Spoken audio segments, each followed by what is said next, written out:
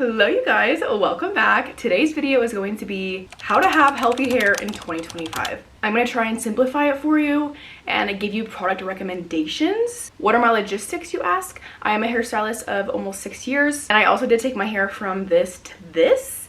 So I do have some experience in the very damaged breaking off hair department. There was 100% a point where my hair was fried off and broken off about up to here. It was sad. Very, very sad time in my life.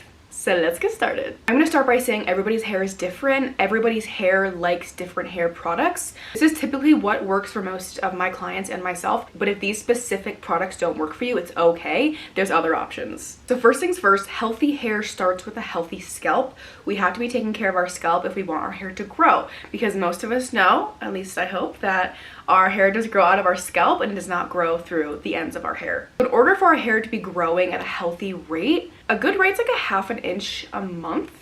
Don't quote me on that, I believe that's what it is. I like to utilize two different things, a clarifying shampoo and a scalp oil treatment scrub sort of thing. Clarifying shampoo is going to go in and remove all of that extra buildup from hair products, your hair oil, dirt, grime, whatever's just still kind of sitting on your scalp that can't be fully removed from a traditional shampoo. Clarifying shampoo is still a shampoo, it's just a much stronger one, so it's going to strip all of that extra oil and dirt out of your hair, and it leaves your scalp very clean. If you want your hair to grow, you can't have all that buildup in the way, so that helps remove all of that buildup. My favorite one is the K18 Detox Shampoo. It smells so good, it works so well, it leaves my scalp feeling so good and clean. I like to use this every 3-ish or so washes just to really get my scalp nice and clean. I also like the Olaplex 4C Clarifying Shampoo, that one's really good as well. I also really like this scalp scrub. So this is the Fakai Apple Cider Triple Cleanse Scalp Scrub. It's the anti-buildup. This kind of feels like a body scrub that you're putting on your scalp. It works so well though, and it smells really good, contrary to the fact that it's an apple cider cleanse, but works really well. There's like these little beads in it that really just help scrub your scalp really well. As far as scalp serums, these are some of my favorite. I will have to say that the Divi one is probably my favorite one that I have tried. It works so well. It's such a good serum. It doesn't make your hair oily. I do put this on every night, and it also smells super minty, which I literally love because it smells so fresh and clean, super minty. And then it kind of feels like cooling on your scalp. I freaking love it. Oh, I think this is my empty one. It's just like this super light serum, and all I do is run it through my hair. I run it especially through my hairline and then just kind of massage it in. It might look a little greasy at night, but when you wake up, I promise it won't be greasy at all. So this helps stimulate your scalp. It helps revitalize it, it helps detoxify it. It also helps improve the appearance of thin hair. So if you feel like you're kind of shedding, maybe postpartum, this is gonna kind of help fill in those gaps and accelerate hair growth. Also helps with product buildup. I also really like the Unite Boost Up Plus one. It's also very lightweight, non-greasy, just a really good one. But I will say I love the minty smell and feeling of this Divi one. I also love the Briogeo one, but I can't find it. It's somewhere around here. The Briogeo one's like a caffeine and biotin enriched one, which is also really cool. They're all just really great options. This is not sponsored, but I do have a code for this Divi brand. I will put it in the show notes below if you're interested. I really love this product. I did buy this myself. We talked about your scalp, now we need to talk about the ends of your hair, because obviously, oops, something I've noticed is people will complain about like their roots are growing in, but their hair isn't getting any longer in length. That is because your ends are splitting and breaking off. So you might see like your roots coming through, but you feel like your hair is not growing at all, or even maybe getting shorter. That is because your ends are breaking off, unfortunately. So don't hate me for saying this, but you do have to trim your hair. I would say every 4 or 5 months maybe, not extremely often. When you see those split ends coming through, honestly just cut them off because you can't get rid of them. I'm really sorry, but like these oils and like serums that claim to get rid of split ends, they don't get rid of them. They mend them and make them look better, but they don't get rid of them. The only thing that's gonna get rid of your split ends is cutting them off, okay? I'm sorry. I wish that was not the case. Once you get rid of your split ends, you can start preventing split ends and keeping your ends nice and healthy and thick and not stringy looking. There's nothing worse than having stringy ends. So something that I do is I oil my hair just about every single night. Just how I take care of my scalp every night, I want to take care of my ends as well. So some of my favorite hair oils, literally ever, this is probably my favorite one, hence the reason it's literally all gone. This is the Unite Blonda oil. This one is specifically for blondes. But there is an orange one that's like for any other hair type. I feel like anybody could use this one as well. It doesn't have to just be if you have blonde hair, but it's a beautiful, thicker consistency. I will put a little bit in my hand right now. Like, it's a little bit thicker for sure, but it doesn't weigh your hair down. I do have naturally finer hair and I don't feel like it weighs it down at all. Hair oils are so great for protecting the ends of your hair, especially before you go to bed. I like to use a hair oil. Not only does it make your hair look extremely shiny as well, but it is protecting your hair at the same time. Hair oils add moisture to the ends of your hair, which helps prevent split ends, them drying, them breaking off, becoming brittle. Another one of my favorites is this Fakai Brilliant Gloss Glass Hair Serum. This is really great if you have frizzy hair especially, but I don't have much frizz and it works really, really well for me. This is also a little bit of a thicker consistency. It also makes your hair shine like none other, honestly, like so freaking shiny. I love it. So yeah, these two, the Unite one and Fakai one, so freaking good. If you have very damaged hair, or maybe just really fine hair and are scared of using a hair oil because your hair gets greasy really fast, you could try a lighter weight oil. So Kenra has a good one that's really, really lightweight, smells really good, and K18's is actually extremely light as well and is specifically made for very damaged, breaking off hair. If you don't already use a hair oil on your mids and ends, I highly, highly, highly recommend getting one. They last you a very long time and it really does help your ends stay nice and thick, hydrated, prevent split ends. All around is just so good. Common question I get when people are trying to get their hair healthy is, oh my gosh, can I still use heat?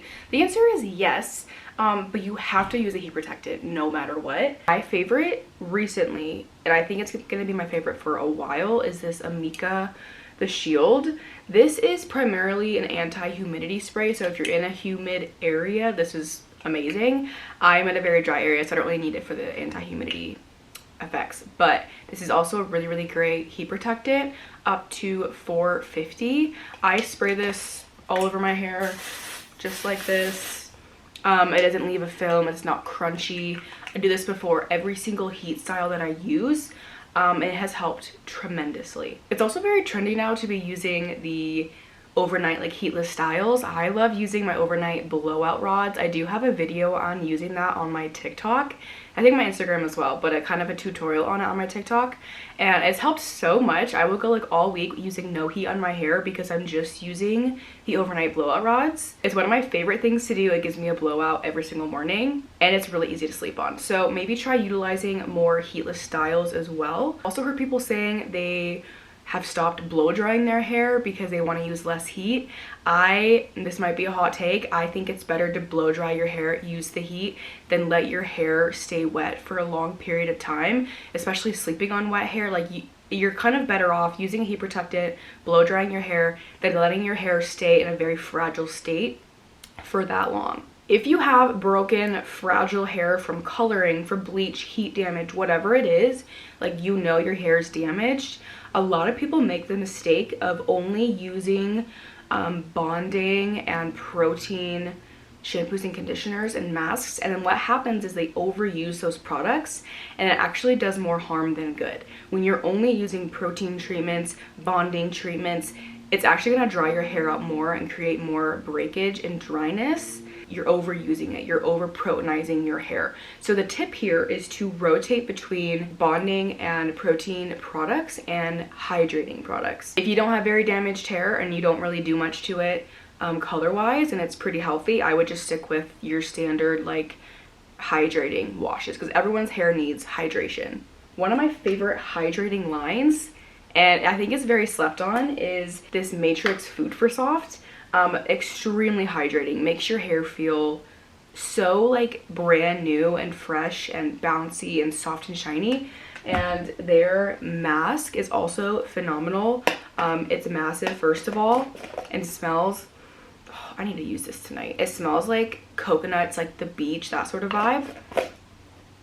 They also have a hair oil that I really love as well. The whole line I recommend. It's so hydrating, so moisturizing. It's just so good. So I love using this for some really, really good moisture when my hair is feeling a little dry. And then for a recommendation for like your bonding products would be the Redken ABC bonding shampoo and conditioner. I can't find the conditioner right now. Anything that has the word like bonding, healing, things like that probably have some sort of protein in them or bonding agent.